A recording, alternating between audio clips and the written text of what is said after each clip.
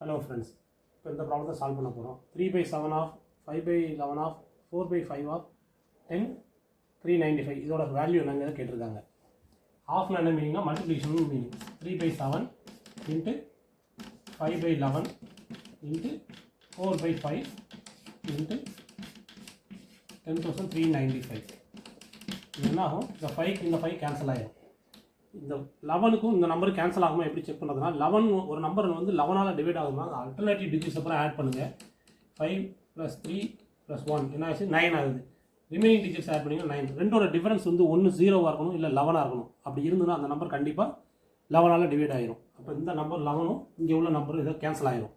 அப்போ வரக்கூடிய ஆன்சர் என்ன இருக்கும்?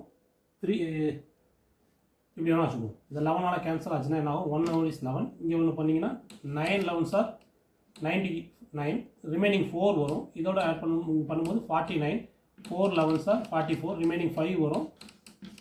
5 11s are.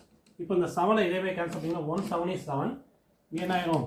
1 7 is 7, ரிமைனிங் 2 வரும். 24, 3 11s are 3 7s are 21, remaining 3 வரும்.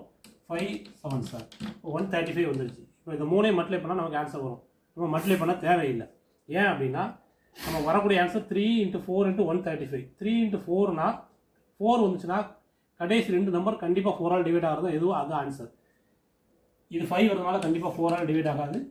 இதுவும் 4ஆல் டிவைட் ஆகுது. லாஸ்ட் 2 டிஜிட் அப்புறம் செக் பண்ணுங்கள். லாஸ்ட் 2 டிஜிட்டும் என்ன ஆகும்? 90 வந்து 4ஆல் டிவைட் ஆகுது. ஏன்னா 2 4s are 8, ரிமைனிங் 1 10 வரும். அது 4ஆல் டிவைட் ஆகுது. அப்போ இதுவும் ஆன்சர் கிடையாது. இப்போ நமக்கு இருக்கக்கூடியது ரெண்டே ஆப்ஷன். இது ரெண்டும் 20 முடியுது. அதனால் இது ரெண்டுமே 4ஆல் டிவைட் ஆகும். இன்னும் ஒன்று 3ஆலையும் மல்டிப்ளை பண்ண ஒரு நம்பர் 3ஆல் மல்டிப்ளை ஆகிருக்கு அப்படின்னா சம் ஆஃப் த டிஜிட்ஸ் வந்து என்ன இருக்கணும்? 3ஆக இருக்கணும். அப்படி பார்த்தீங்கன்னா இது என்ன ஆகும்? 5 + 2 7, 7 + 1 8. 8 வந்து 3 டேபிளில் வராது. இதுதான் ஆன்சர்.